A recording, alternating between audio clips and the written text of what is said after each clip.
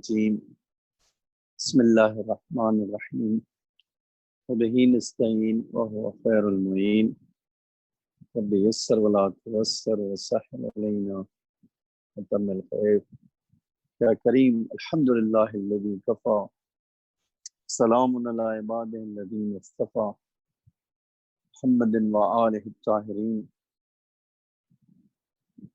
لا سیما الامام المبین بقیۃ اللہ فی الارضین الحجت الثانی عشر الامام المہدی المنتظر صلوات اللہ وسلامہ علیہ اما بعد فقد قال رسول اللہ صلی اللہ علیہ وآلہ وسلم زینوا مجالسکم بذکر علی ابن ابی طالب۔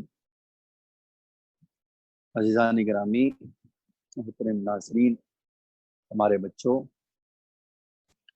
ہم قصص قرآنی کے ضمن میں یہ 3 دن 20 اور 21 اپنے مولا کی سیرت لے کر آپ کے سامنے حاضر ہوئے ہیں، اور ہم نے پہلے 2 دن آپ کی خدمت میں مکے کی زندگی کی چند نکات اور مدینے کی زندگی کے چند بات آپ کی خدمت عالی میں پیش کیا، اور ہم نے وعدہ کیا تھا کہ اب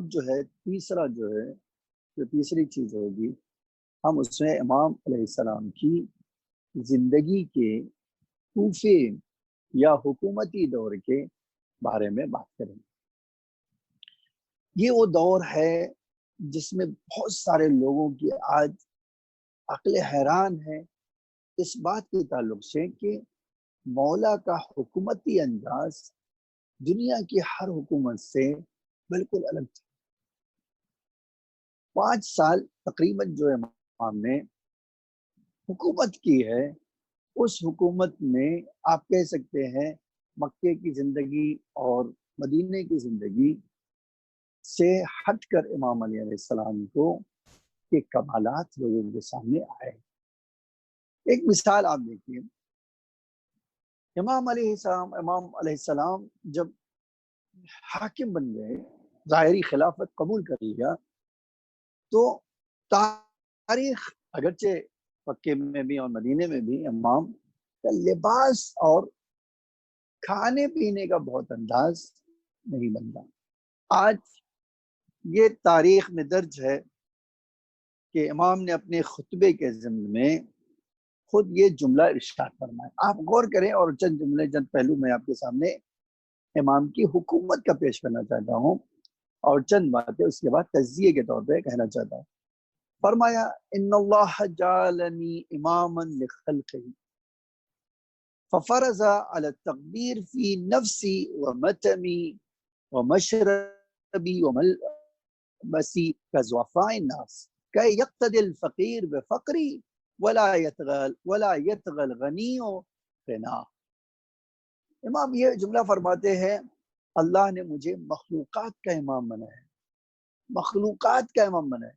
یہ نہیں کہا کہ مومن کا بنایا ہے خالی، یہ نہیں کہا کہ انسانوں کا خالی بنایا ہے، بلکہ کہا مجھے مخلوقات کا امام بنایا ہے، اور اس صورت میں میرے اوپر ضروری ہے کہ میں اپنی ذات میں، اپنے کھانے میں اور اپنے پینے میں اور اپنے کپڑے میں اپنی امت کے سب سے کمزور یا اپنے امت کے کمزوروں کا دھیان رکھوں، دھیان رکھ کر چنوں۔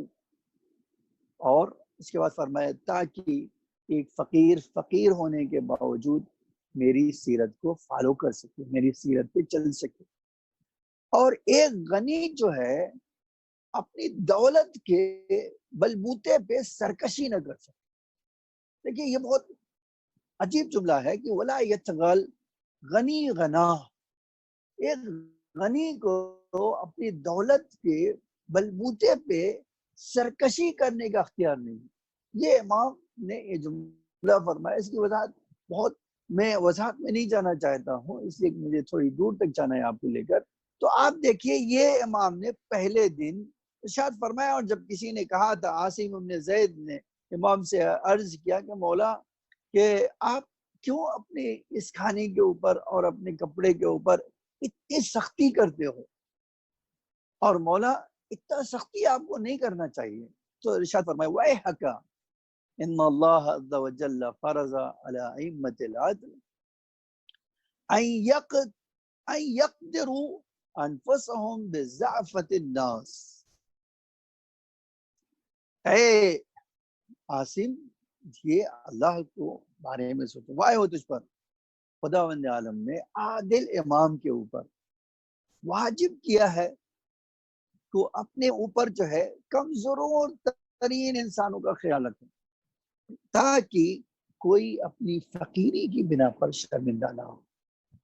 میں نے جو یہ روش اپنائی ہے اس لیے اپنائی ہے کہ میری حکومت میں اگر کوئی کمزور ہے، کوئی بیچارہ ہے، کوئی لاچار ہے، جس کو جو ہے کھانے کو نصیب نہیں ہے، تو کم سے کم وہ کہے کہ میرا مولا بھی اسی طرح زندگی گزار رہا ہے اور اس کے دل کو ایک سکون مل جائے. میں نے اس لیے اس طرح کی زندگی اپنائی ہے. لیکن یہ ایک بات آپ سمجھنے کی ہے اور دنیا میں ہر آدمی کو، کہ جب ایک حکمراں، ایک امام، ایک خلیفہ اس طرح زندگی گزارے گا تو اس کی جو ہے یہ زندگی جو اس کی ہے نا، اس سے ہر آدمی یہ سوچے گا اور واقعی اس کے ذہن میں آئے گا کہ اتنے سورسز ہونے کے باوجود جب امام نے اس طریقے کو اپنایا ہے تو اس میں کوئی حکمت پوشیدہ ہو. اسی لیے ایک دن جناب پیغمبر کے چچا عباس یا ابن عباس جو ہے علی علیہ السلام کی خدمت میں پہنچے. دیکھا کہ امام اپنے جوتے کو سل رہے ہیں، جوتا ویسے ہی بہت پرانا ہو چکا تھا. پوچھا کہ ابن عباس کہتے ہیں میں نے امام سے پوچھا ما قیمت هذه النال، اس جوتے کی قیمت کیا ہوگی؟ آپ اس میں جو ہے ایک پیوند لگا رہے ہیں. تو امام نے فرمایا کہ ابن عباس یا واللہ احب الی من دنیاکم، خدا کی قسم یہ تمہاری جو دنیا ہے نا، چمک دمک ہے، اس سے زیادہ مجھے پسند یہ پرانی جوتی ہے. اور یا تمہاری یہ خلافت جو ہے نا، اس سے زیادہ مجھے یہ پسند یہ جوتی ہے. پھر آگے فرمایا ہاں یہ حکومت میں نے صرف اس لیے لیا ہے الا ان اقیم حقا او ادفع باطلا، سوائے اس صورت میں کہ میں اس حکومت سے کسی کا حق اسے دلا سکوں یا کسی برائی کو چھوڑ سکوں. اس کے علاوہ کچھ حتیٰ ایک جگہ اور ایک ضرورت پہ میں مثال لے آؤں اور پھر ایک دوسرے موضوع کی طرف جانا چاہتا ہوں تاکہ آپ اندازہ کریں کہ امام جب خلیفہ ظاہری خلافت لیا تو امام کی زندگی میں کوئی فرق نہیں پڑا. ایسا نہیں ہوتا دنیا میں کہیں کہ اگر کوئی مثلا آج پرائم منسٹر بن گیا، اپنی آنکھوں سے دیکھ رہے ہیں کیا ہو رہا ہے، کتنے 100 کروڑ روپے اپنی ذات پہ خرچ کرے، لیکن امام نہیں. آپ دیکھیے یہ روایت سن لیجئے. اور ہم اسی کو کہتے ہیں کہ ہمارے مولا میں ایسی صفات پائے جاتے تھے جو دنیا کے کسی انسان میں پائے ہی نہیں جاتے. اور اس سے یہ بھی اندازہ ہوتا ہے کہ یوں ہی نہیں، دنیا کے جو ہے آج اقوام متحدہ نے اپنے چارٹرڈ میں لکھ دیا کہ اب دنیا میں اب تک جو حکومتیں قائم ہوئی ہے وہ علی سے بہتر کسی نے حکومت کی نہیں ہے. اگر کسی کو حکومت کے لیے آئیڈیل چاہیے تو علی علیہ السلام کی یہ حکومت. نتیجہ کہاں سے انہوں نے لے لیا؟ یہ جملہ سن لیجئے. سوید ابن غفلہ کہتے ہیں کہ میں ایک دن علی علیہ السلام کے پاس گیا تو میں نے دیکھا کہ امام ایک بوسیدہ پرانی چٹائی کے اوپر بیٹھے ہوئے ہیں اور امام اسی کے ساتھ جو ہے میں آگے بڑھا آغا کے پاس اور میں نے کہا اے امیر المومنین، اے میرے آقا، آپ مسلمانوں کے خلیفہ ہو اور آپ بیت المال سے آپ کو بھی اپنا گھر سجانے کی اجازت ہے، شرع میں تھوڑی منع ہے آپ کے لیے، اللہ نے تھوڑی آپ کو روکا ہے. اور یہ جو ہے دنیا کے لوگ آپ سے ملاقات کرنے آتے ہیں تو ایک آپ کے پاس ایک چٹائی بھی نہیں ہے گز کی قاعدے کی اچھی سی. تو امام کی آنکھوں سے آنسو جاری ہو گئے. یہ ہے کردار کی بلندی، یہ ہے انسانی بلندی کی وہ سیرت جو میں اور آپ کے اندر طاقت نہیں ہے کہ ہم یہ سیرت کو اپنے اندر اپنا سکیں۔ فرمایا یا سوید ان اللبیبا لا تیاست فی دار النقلہ، اے سوید ایک عاقل انسان اس جگہ پر چیزیں اکٹھا نہیں کرتا جہاں سے اس کو چھوڑ کر جانا ہے، دوسری دنیا میں جانا ہے، وہاں سامان نہیں جمع کرتا ہے، وہاں سامان نہیں خرید، وہاں کے لیے سامان نہیں بناتا ہے، وہاں کے لیے سامان نہیں خریدتا ہے۔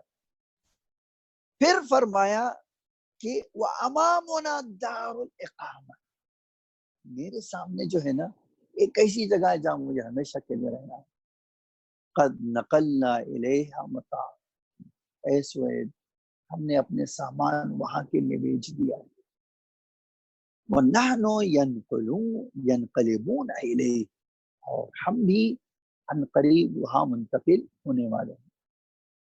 تو جس کا ویژن یہ ہو، جس کی بصیرت یہ ہو کہ دنیا کو ایک ایسی مسافر خانے کی طرح سمجھتا ہے، وہ دنیا میں سے کم زندگی پر اثر ہے کیا؟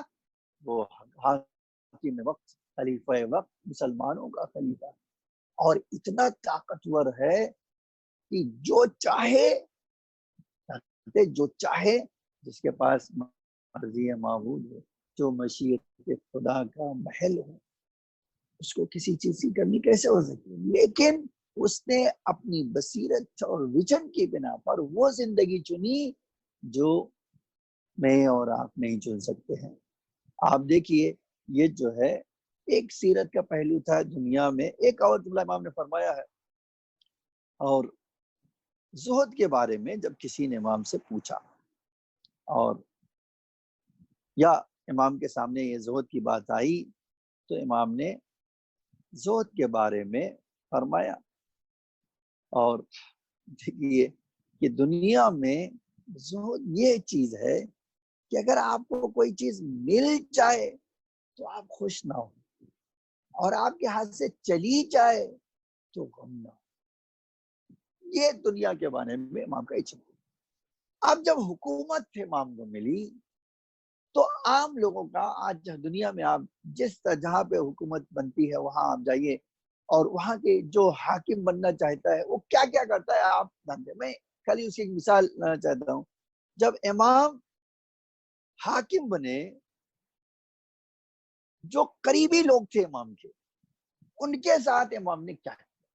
میں ایک مثال لاتا ہوں، تاریخ نے لکھا ہے، ابن حدید معتزلی کہتا ہے جناب عبداللہ ابن جعفر جو امام کے داماد بھی تھے، شروع وہ بہت پیسے والے بھی تھے، لیکن شروع میں جب مدینے میں آئے تو یقیناً حالات ابھی نئے نئے ہیں تو سب کی حالت خراب تھی، تو انہوں نے ایک دن جو ہے اپنے چچا سے کہا، خود کہتے ہیں کہ میں نے اپنے چچا سے کہا کہ اگر آپ حکم دیں تو میری کچھ مدد ہو سکے، اور یا میرا خرچے کو کچھ زیادہ کر دیا جائے بیت المال سے تو یہ بھی مناسب ہے، اور میں قسم کھا کے کہہ سکتا ہوں کہ میرے پاس اب خرچہ چلانے کے لیے یہی راستہ ہے کہ ہم اپنے گھوڑے کو بیچ دیں۔ امام نے ایک جملہ بڑا عجیب فرمایا، امام نے ایک جملہ فرمایا، واللہ واللہ ما اجد لک شیئا، بیٹا میرے لیے خود کے پاس دینے کے لیے تیرے لیے کوئی چیز نہیں ہے، الا ان تامر امک ان یسرق فیؤتی، الا کہ تم کہو بیٹا کہ میں معاذ اللہ میں چوری کروں اور پھر تم میں عطا کروں، یہی ایک راستہ ہو سکتا ہے بیٹا، یہ بیت المال سے میں تجھے نہیں دے سکتا، یہ بیت المال تمام مسلمانوں کو۔ آپ سوچئے کوئی حاکم دنیا کا جو مسلمان ہو یا غیر مسلمان ہو، اس طرح کا جو قریبی لوگ ہیں وہ برداشت کر سکے گا۔ اب میں یہاں سے ایک آپ کو واقعہ سنانا چاہتا ہوں تاکہ آپ اس بات کا اندازہ لگا سکیں کہ امام کی عدالت کیا تھی، آخر امام کی عدالت کس حد تک تھی۔ آج بہت سارے لوگ یہ سوال کرتے ہیں، یہ پوچھتے ہیں کہ امام علیہ السلام کے لوگ چھوڑ کے کہاں شام کیوں چلے گئے؟ تو جواب بھی اس میں ہے اس لیے کہ علی کو حکومت نہیں چاہیے، علی حکومت کا محتاج نہیں ہے، حکومت علی کی محتاج ہے۔ دنیا کو ایسے نظام کی ضرورت آج بھی ہے جہاں کمزور سے کمزور کو اس کا حق مل سکے، لیکن ہوتا ہے دنیا میں کہیں؟ آج آپ اسی لاک ڈاؤن میں دیکھ سکتے ہیں کہ جو کمزور لوگ ہیں ان کا استحصال کیسے ہو رہا ہے، وہ کیسے اس جو ہے مشکل کی چکی میں پس رہے ہیں، جان گنوا رہے ہیں، سینکڑوں میل پیدل چل رہے ہیں۔ ہے کوئی حاکم جو ان کی فریاد رسی کرے؟ علی کے علاوہ کوئی حاکم نہیں تھا، نہ ہوگا ابھی، اللہ یہ کہ ان کا وارث آ جائے۔ اب آپ یہ واقعہ سن لیجیے تاکہ آپ کو اندازہ ہو کہ علی کی حکومت سے جو ان کے قریبی لوگ تھے انہوں نے بھی علی کو نہیں پہنچانا، نتیجے میں کیا ہے، علی کی عدالت نے مجبور کر دیا کہ وہ علی کو چھوڑ دے۔ آپ سوچیں گے یہ تو بڑی عجیب بات ہے کہ جو چاہنے والا ہے وہ بھی علی کی عدالت برداشت نہیں کر سکا۔ جی ہاں، بالکل صحیح بات آپ نے سنا ہے، بہت سارے لوگ علی کی عدالت برداشت نہیں کر سکے۔ اب آپ یہ واقعہ سن لیجیے، آپ اگر ایک بار پڑھیے کہ امام علیہ السلام جب وہ کوفے گئے مدینے سے اپنا، تو اشراف کوفہ جو بڑے بڑے لوگ تھے نا کوفے میں، وہ بھی امام سے ناراض تھے، اور ناراض کی وجہ کیا تھی؟ وہ حتیٰ امیر شام کی طرف جھکتے تھے، اس لیے کہ کسی کو بھی علی علیہ السلام نے بیت المال سے اس کے حق کے علاوہ 1 روپے نہیں دیے، جبکہ اسی کے مقابل میں شام میں لوگ جو بڑے بڑے لوگ تھے ان کو اسپیشل جو ہے تھیلیاں ملتی تھیں سونے اور چاندی کی۔ اب آپ بتائیے کس کے ساتھ لوگ رہیں گے؟ جو دنیا پرست خاص طور سے ہوں، جہاں سے تھیلیاں ملیں گی وہ ان کے ساتھ جائیں گے، جہاں 1 روپیہ بھی ناحق نہ ملے وہاں جائیں گے۔ اب آپ یہ سن لیجیے، اب واقعی یہ علی علیہ السلام کی عدالت۔ تاریخ نے ایک جملہ لکھا ہے کہ امام کے ایک شاعر تھے جو صفین میں امام کی فوج میں شامل ہوئے تھے تاکہ وہ قصیدہ کہیں، ٹھیک ہے، جن کا نام نجاشی تھا، اور شاعر وہ بھی کیسے شاعر؟ میں نے کہا کہ جو امام علی علیہ السلام کے شاعر ہیں، اور میں نے کہا کہاں آئے ہیں؟ آئے تھے صفین کے میدان میں شعر کہنے کے لیے۔ وہ جو ہے شاعر، حتیٰ اب ایک جملہ کہا جاتا ہے، اور واقعاً یہ جو ہے کہا جاتا ہے کہ شاعر جو ہے جو بھی ہوتا ہے وہ وہاں حتیٰ ایک یہ مثل مشہور ہو گئی تھی، شاعر کے لیے وہ جائز ہے جو کسی اور کے لیے جائز نہیں۔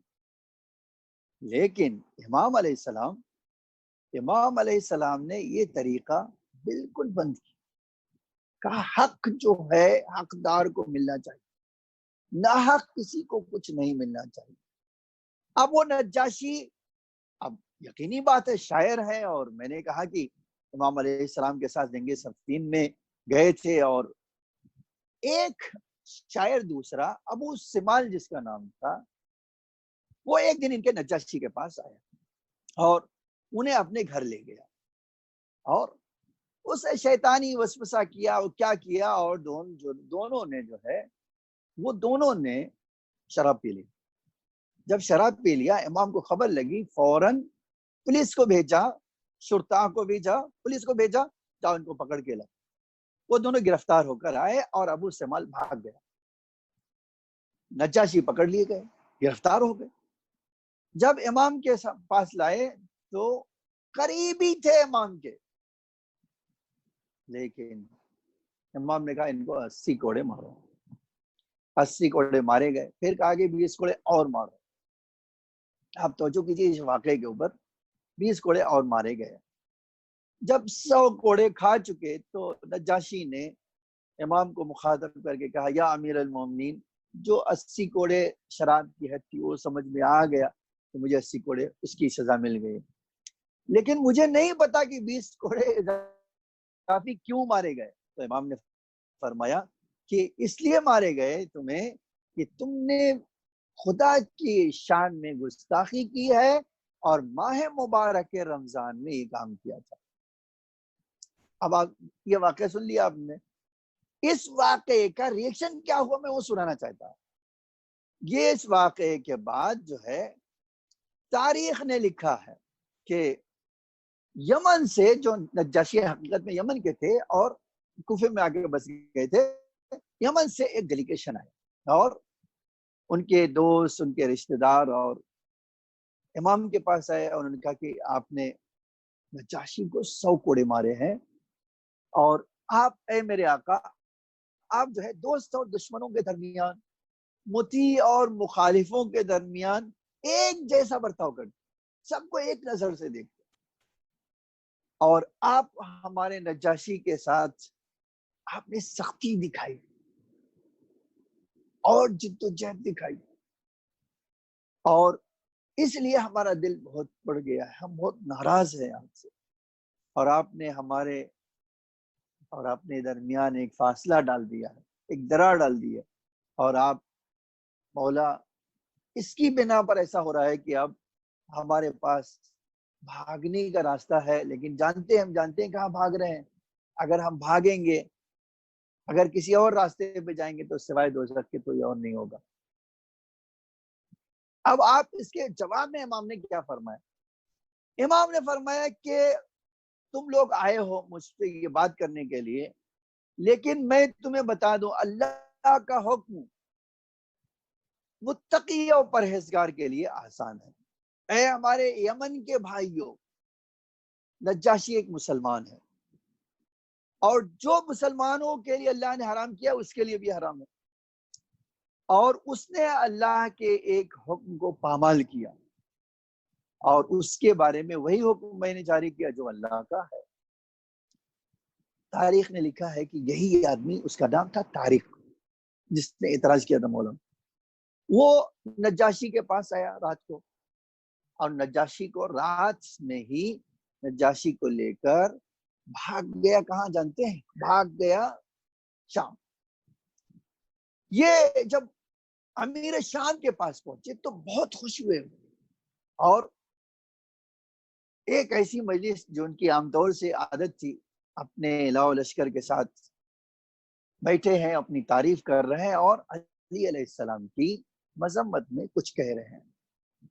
طارق کے پاس طاقت نہیں ہوئی، وہ کھڑا ہوا، ایک خطبہ دیا جس میں اللہ کی تعریف پر رسول اللہ کی تعریف کی۔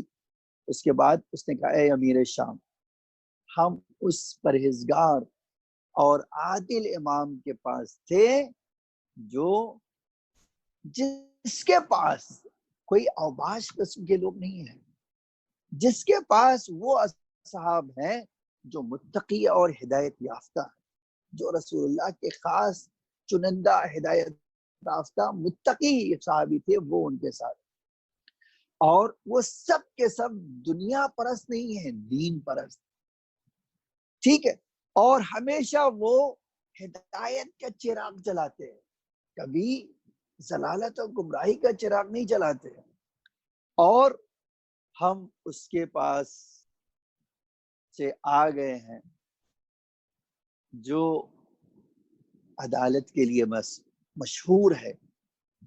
ہم یہاں پر اس لیے نہیں آئے ہیں کہ ہم حق کہیں اور دیکھتے ہیں، ہم جانتے ہیں حق انہی کے پاس ہے، اور ان کے علاوہ حق کسی کے پاس ہو بھی نہیں سکتا ہے، لیکن ہمارے اندر یہ حق کو برداشت کرنے کی طاقت نہیں۔ آپ یہ واقعہ اس کے بعد، یہ کہنے کے بعد اس نے نجاشی کو مخاطب کر کے کہا، شاعر کو، نجاشی شام تمہارے لیے مناسب جگہ نہیں ہے، یہ تمہارے لیے مناسب جگہ نہیں۔ ایک طرف آپ دیکھیے یہ ہے ماجرا کہ امام اپنے قریبی، حتیٰ میں نے ایک جگہ دیکھا کہ ایک آدمی کو کوڑا مارنے کے لیے امام نے قمبر سے کہا، اپنے غلام سے کہا کہ قمبر اس کو کوڑے مارو، اس نے جناب قمبر نے کوڑے مارے، اور مارے جوش میں 3 اور اضافی مار دیا۔ جب اس کو جس کو کوڑے کھا رہا تھا، امام نے اس کو کہا کھڑے ہو جاؤ، کھڑے ہو گیا، کہا مارو، مولا کہا اس نے 3 کوڑے تمہارے ساتھ تمہیں زیادہ مارے ہیں، تو یہ حق ہے کہ اس کو 3 کوڑے تم مارو تاکہ تمہارا مطلب ہو۔ آپ کبھی سوچئے اس حد تک جو عدالت کی روایت کرتا ہو، کیا کوئی اس کے ساتھ یہ کر سکتا ہے؟ اسی لیے ایک حدیث جو امام نے فرمایا ہے وہ پڑھ کے میں اس بات کی طرف آنا چاہتا ہوں کہ لوگ کیوں امام کو چھوڑے رہے تھے، کیوں حق ان کو برداشت نہیں ہو۔ امام نے اپنے ایک گورنر کو ایک خط لکھا جو کسی بڑے آدمی کی دعوت میں چلے گئے تھے، بڑے آدمی کی دعوت میں چلے گئے تھے، ان کو خط لکھا، کہا دیکھو ہر اللہ تعالیٰ نے ہر معموم کے لیے ایک امام رکھا ہے، جس کا معموم فالو کرتا ہے اس کے نور سے فیضیاب ہوتا ہے، اس کے علم سے فیضیاب ہوتا ہے، اور میں تمہیں بتا دیتا ہوں تمہارا امام وہ ہے جو کھجور کے 2 ٹکڑے پر قناعت کرتا ہے یا 2 روٹی کے ٹکڑے پہ زندگی گزارتا ہے۔ پھر فرمایا الا وانکم لا یقدرون علی ذلک، میں جانتا ہوں تمہارے پاس طاقت نہیں ہے اس کو کرنے کی، لیکن یہ بتا دوں ولیکن عینونی بورع و اجتہاد، اگر تم ہماری مدد کرنا چاہتے ہو تو تقوی اور پرہیزگاری کے ذریعے سے ہماری مدد کر سکتے، عفت و سداد، اور عفت کے ذریعے سے مضبوطی کے ساتھ کھڑے رہ کر ہماری مدد کر سکتے ہو۔ واللہ ما کنزت من دنیاکم تبرا، اور خدا کی قسم میں نے تمہاری دنیا سے کوئی سونا چاندی نہیں جمع کیا ہے، ولا ادخرت من غنائمها، اور نہ ہی مال غنیمت سے کچھ لیا ہے میں اپنی زندگی اپنی محنت کی کمائی سے چلا رہا ہوں، اس تمہاری خلافت سے اور یہ بیت المال سے میں نے کچھ نہیں لیا ہے۔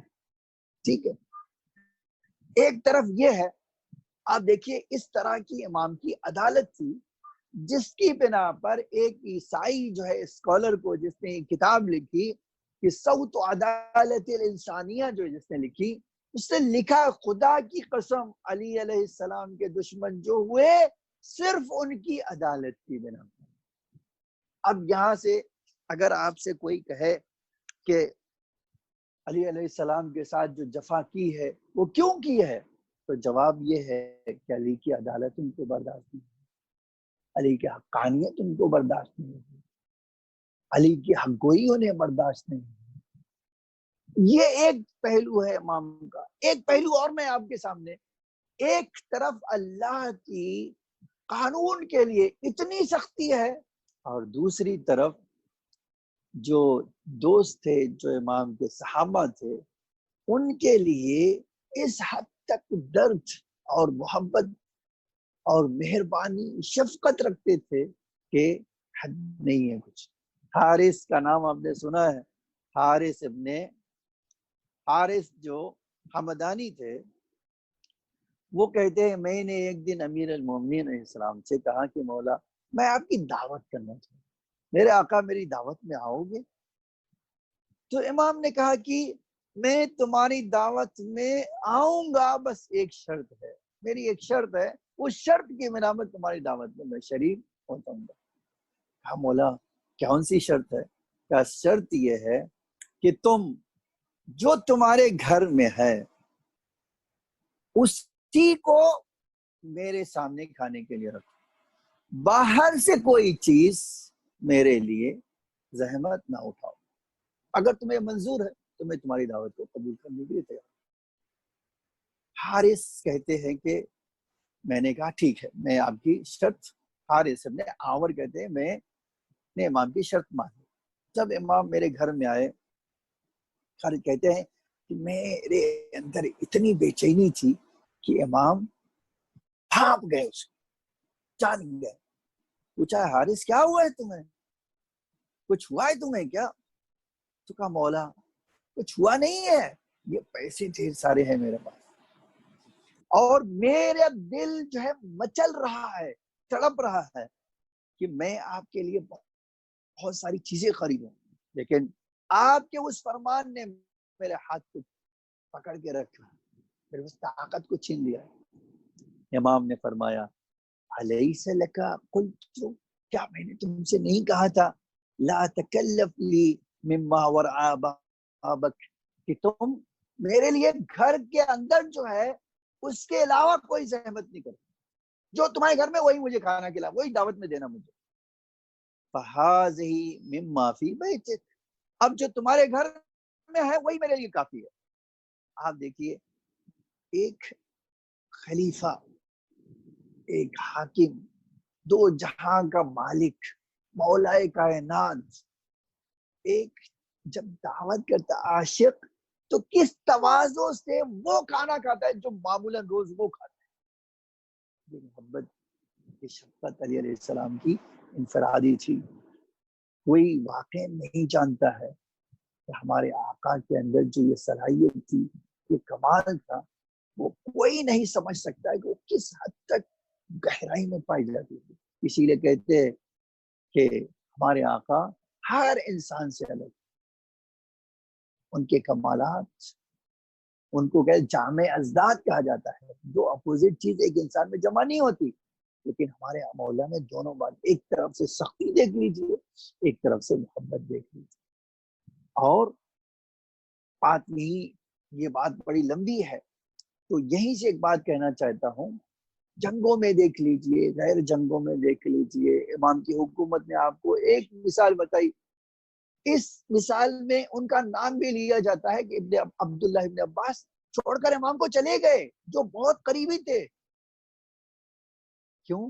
امام کی عدالت، امام کی حق گوئی. اب ایسے میں یہی حق گوئی تو تھی کہ امام جنگ صفین میں کہہ رہے تھے لوگوں سے کہ یہ نیزے پہ قرآن بلند کیا گیا ہے، اس لیے نہیں قرآن ان کو پسند ہے اور یہ قرآن پہ عمل کرنے والے، قرآن ناطق میں ہوں. لیکن وہی امام کی فوج میں امام کی بات کو قبول نہیں کیا، اور نتیجے میں جو لوگ کہتے تھے کہ ہم آپ کے لیے جان دے دیں گے، انہوں ایک دھوکہ کھا گئے. اور دھوکہ کھانے کا نتیجہ کیا ہوا کہ ایک بڑا حصہ، ایک حصہ امام کی فوج کا ٹوٹ کر امام سے الگ ہو گیا. اور الگ ہی نہیں ہو گیا، خالی اس نے امام کے دشمنوں پر حملہ شروع کر دیا. اسی میں سے ابن ملجم تھا. ایک زمانہ تھا وہ کہتا تھا اے علی میرے ہاتھ کاٹ دو اس سے پہلے کہ میں آپ کے اوپر تلوار چلاؤں. امام فرما دیتے جلد سے پہلے کسی کو سزا نہیں دیتے. لیکن وہی ملعون ایک وقت ایسا آیا جس نے کیا کیا، پوچھے کہ کیوں ایسا ہوا، سیدھا سا جواب ہے حق ہضم نہیں کر سکا. علی کی عدالت، علی کو سمجھنا اس کے بس میں نہیں تھا. نتیجے میں اس نے وہ جرم کیا جو تاریخ کے دامن پر پیغمبر اکرم کا یہ جملہ پیغمبر فرماتے تھے اور روتے تھے اور فرماتے تھے اے علی اسی ماہ مبارک میں تم پر اشق الاولین والآخرین. تم پوچھا اے اللہ کے رسول اشق الاولین کون ہے؟ کہا جس نے ناقہ صالح کو ذبح کیا. فرمایا اشق الاخرین کون ہے؟ کہا تمہارے سر پہ ضربت لگانے والا.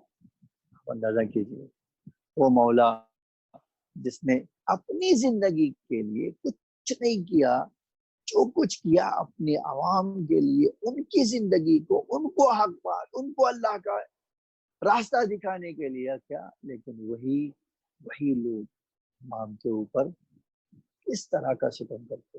ارباب اعظم آپ عزادار ہے آج، اور یہ وہ دن ہے جس دن ہمارے مولا کی شہادت کی. وہ شہادت جس نے کوفے کو نہیں پورے عالم اسلام کو داغدار بنا. اور کیسا داغ. میں ایک روایت پڑھ کے آپ کی رحمت مکمل کر لینا چاہتا ہوں. ہم اپنے امام کو فرصت دیں، امام زمانہ علیہ السلام سے کہیں مولا ہم غریبوں کا بھی پرسہ اپنے جد کا قبول کر لیجئے. مولا اس دن کی تمنا میں جس دن آپ کا ظہور ہوگا اور ہم آپ کے جد کے دشمنوں سے بدلہ لے سکیں. آپ سوچئے، بعض تاریخوں نے لکھا ہے کہ 20ویں کا دن جو گزرا ہے وہ امام کے لیے بہت سخت، اتنا سخت تھا کہ جب طبیب کو بلایا گیا ظاہراً اور طبیب نے امام کے زخم کا معائنہ کیا، اس نے ایک جملہ کہا، مولا اب وصیت کیجیے، وصیت کے علاوہ کوئی بچنے کی امید نہیں ہے۔ تو امام نے اپنے بچوں کو بلایا، میں خالی دو روایت پڑھنا چاہتا ہوں، اپنے بچوں کو بلایا، سارے بچے جمع ہیں، بیٹیاں بیٹے سب جمع ہیں، پوتے پوتیاں سب جمع ہوں۔ اب امام نے وصیت شروع کی، ہر ایک کو امام حسن کے حوالے کیا، اور تاریخ نے ایک منظر لکھا ہے، بس ایک بیٹا تھا جس کے بارے میں کچھ نہیں کہا، تو ایک بار ام البنین آگے بڑھی، آقا سے مخاطب ہوئی، آقا میرے عباس نے کوئی غلطی کی ہے، اسے کوئی خطا سرزد ہو گئی ہے، آپ نے سارے لوگوں کو حسن کے حوالے کیا، آقا حسن کے حوالے کیا، لیکن میرے عباس کے بارے میں کچھ نہیں کہا۔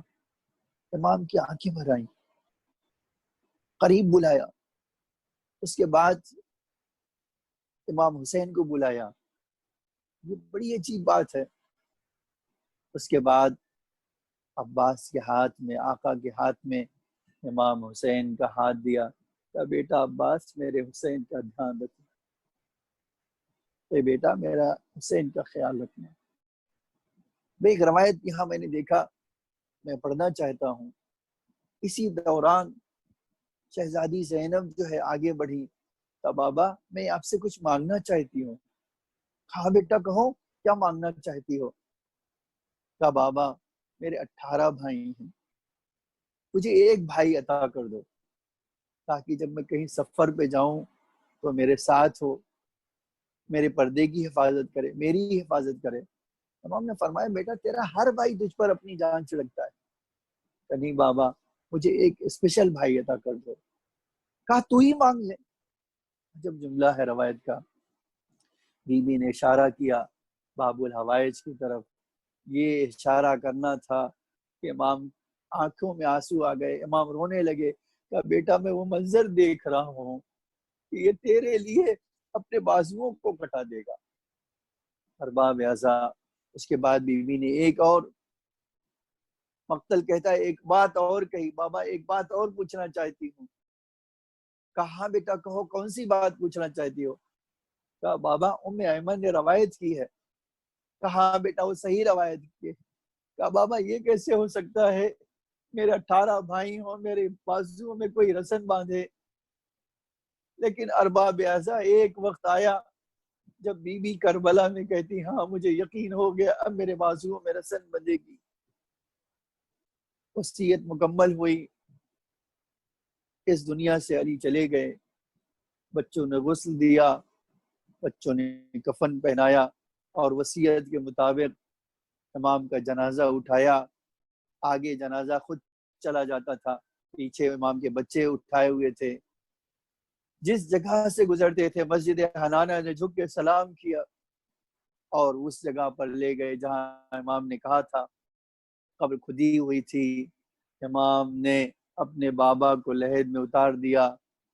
تاریخ کہتی ہے قبر جب اتار رہے تھے 2 ہاتھ نمودار ہوئے، ارباب اعضا امام نے بابا کو اپنے دفن کیا۔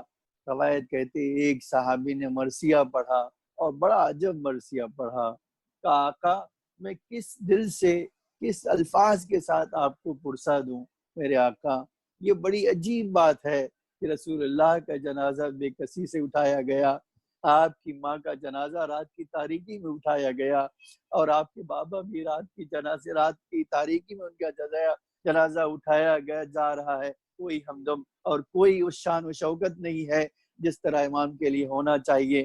اس کے بعد تاریخ نے لکھا ہے اس آسا قبر سے مٹی اٹھاتے تھے، اپنے سر پہ ڈالتے تھے، مرثیہ مکمل ہو گیا۔ میں ایک جملہ کہنا چاہتا ہوں، مولا آپ شہید ہو گئے، آپ کے بیٹوں نے آپ کو غسل کفن دیا، قبر کے حوالے کیا، لوگ دلاسا دینے والے موجود ہے، لیکن ہائے رے سید سجاد، کوئی دلاسا تو کیا دیتا، کوئی کوڑا مارتا تھا، کوئی تازیانے مارتا تھا، کوئی تانا دیتا تھا۔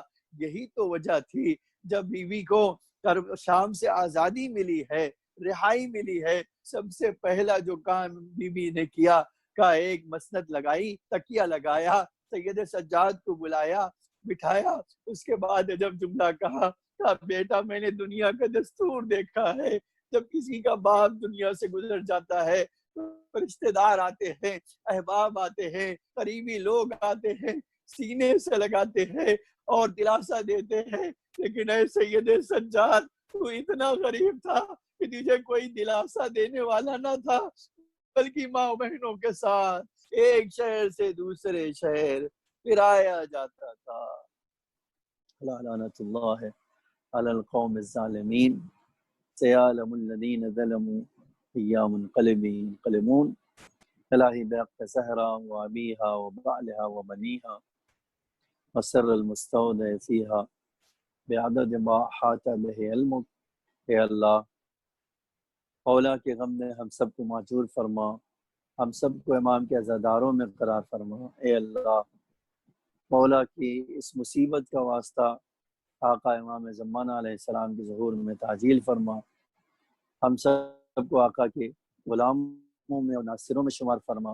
اے اللہ ہم حاجت مند ہیں، ہمیں ہماری حاجتوں کو قبول فرما، اور اے اللہ اس شب میں جو شہادت کی شب بھی ہے اے اللہ اور عبادت کی شب بھی ہے، اے اللہ ہمیں عبادت کرنے میں کی بہتر سے بہتر توفیق عطا فرما۔ اے اللہ ہمیں اپنے پاک اور نیک بندوں میں قرار فرما، ہم سب کی روزی میں اضافہ فرما، مومنین کو اس تمام آفت و بلا سے خاص طور سے کرونا سے محفوظ فرما، جو بیمار ہیں انہیں شفا عاجل و کامل عطا فرما، اور اے اللہ ہماری اموات پر اپنی رحمت و مغفرت نازل فرما، ان کے درجات کو بلند سے بلندتر فرما۔ اے اللہ اس دنیا میں محبت اہل بیت اور آخرت میں شفاعت اہل بیت نصیب فرما۔